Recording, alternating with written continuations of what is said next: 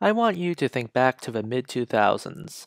The Great Recession hadn't happened, and Square Enix was hyping up the White Engine, which would later be renamed as Crystal Tools. You see, engines are like the skeleton of a video game. The other assets help make it work, but the skeleton, that is the engine, gives it a nice framework and a nice set of tools it can use, it can latch on. They all work together in order to make a functional organism.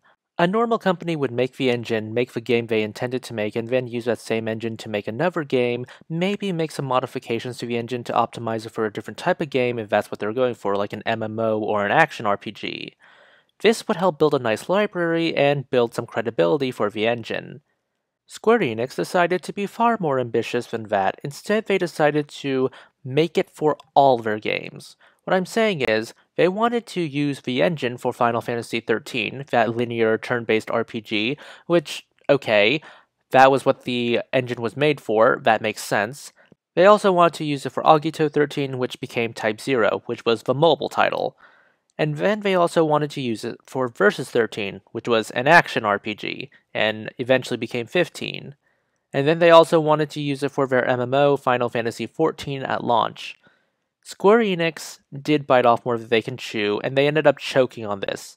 Assets for Final Fantasy XIII would be made, and then they would find it was incompatible with Crystal Tools later on. So essentially, that was just a waste of time, energy, and resources. For those of you wondering why I used a flower pot to represent Final Fantasy XIV at launch, it's because these things were essentially lag machines in the glitch-ridden mess that was Final Fantasy XIV at launch, because they had so many polygons, because of course management would be like that, that they ended up lagging the entire game. That's just on top of the fact that the engine was not optimized for, an MMO, so that caused a ton of problems and a lot of sleepless nights for a lot of people trying to sweep up this mess. When it eventually relaunched as a Realm Reborn, it had to use a new engine because, shock of all shocks, with heavy modifications and better management. The engine problem was such an issue that Square Enix had to shift staff around, mostly from the Versus 13 staff, to get things back up and running on schedule. So Versus 13 ended up having production grind to a halt because Square Enix had other priorities at the time. If you think Square Enix learned their lesson about proprietary engines and how trying to please everyone ends up with pleasing nobody, I'm sorry, this did not happen. Allow me to introduce Luminous Engine, which was used on Final Fantasy XV, and the modified version was used on Final Fantasy XIV. During early development of Kingdom Hearts 3, it used the Luminous Engine, and it kept causing so many problems such as the Kingdom shader not working.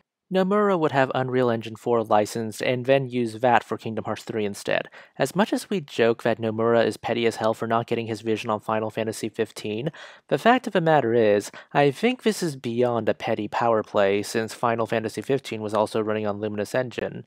He had to go to the guys in suits and say, "Your engine, that you sunk a ton of money on, sucks, and is more trouble to fix than just training a bunch of people how to use Unreal Engine 4 and doing it from the ground up.